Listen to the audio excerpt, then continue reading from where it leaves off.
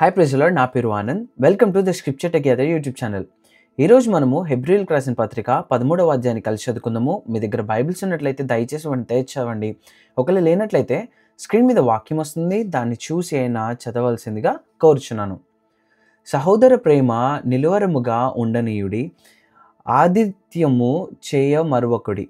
దాని వలన కొందరు ఎరుగకయే దేవదూతలకు ఆతిథ్యము చేసిరి. మీరును వారితో కూడా బంధింపబడినట్టు బంధకములో ఉన్న వారిని జ్ఞాపకం చేసుకొనుడి. మీరును శరీరముతో ఉన్నారు గనుక కష్టములను అనుభవించుచున్న వారిని జ్ఞాపకము చేసుకొనుడి. వివాహము అన్ని విషయములలో ఘనమైనదిగాను పాన్పు నిష్కలమైనదిగాను ఉండవలెను. వేష సాంగులకును వ్యభిచారులకును దేవుడు తీర్పు తీర్చును.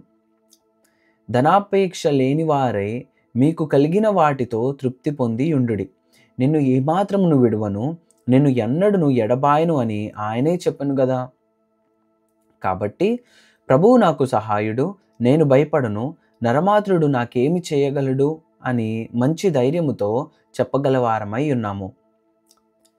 మీకు దేవుని వాక్యము బోధించి మీ పైని నాయకులుగా ఉన్నవారిని జ్ఞాపకం చేసుకుని వారి ప్రవర్తన ఫలమును శ్రద్ధగా తలంచుకొనుచు వారి విశ్వాసమును అనుసరించుడి.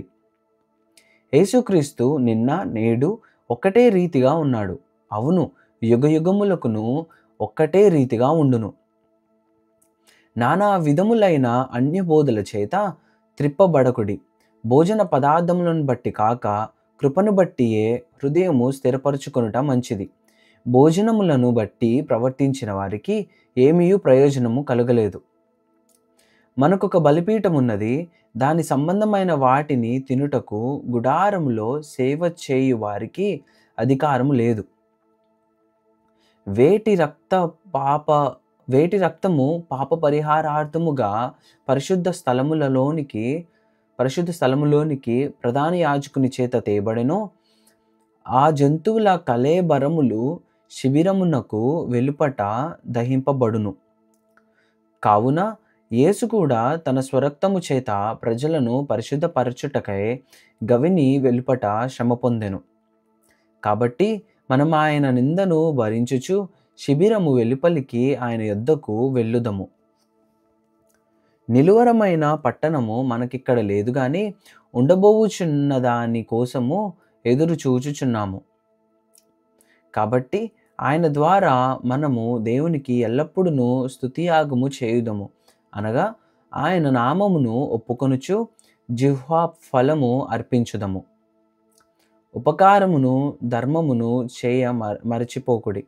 అట్టి యాగములు దేవునికి ఇష్టమైనవి. మీ పైని నాయకులుగా ఉన్నవారు లెక్క చెప్పవలసిన వారి వలె మీ ఆత్మలను కాయుచున్నారు. వారు దుఃఖముతో ఆ పని చేసిన ఎడల మీకు నిష్ప్రయోజనం గనుక దుఃఖముతో కాక ఆనందముతో చేయనట్లు వారి మాట విని వారికి లోబడి యుండుడి. మా నిమిత్తము ప్రార్థన చేయుడి.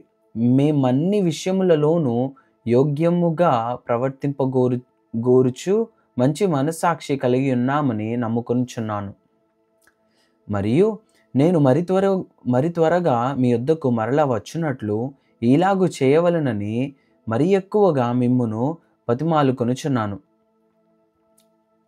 గొర్రెల గొప్ప కాపరి అయిన యేసు అను మన ప్రభువును నిత్యమైన నిబంధన సంబంధమగు రక్తమును బట్టి మృతులలో నుండి లేపిన సమాధానకర్తయగు దేవుడు యేసుక్రీస్తు ద్వారా తన దృష్టికి అనుకూలమైన దానిని మనలో జరిగించుచు ప్రతి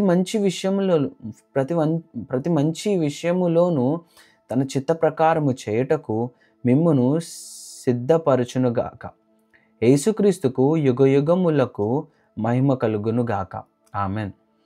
సహోదరులారా, మీకు సంక్షేపముగా వ్రాసియున్నాను గనుక ఈ హెచ్చరిక మాటను సహించుడని మిమ్మును వేడుకొనుచున్నాను.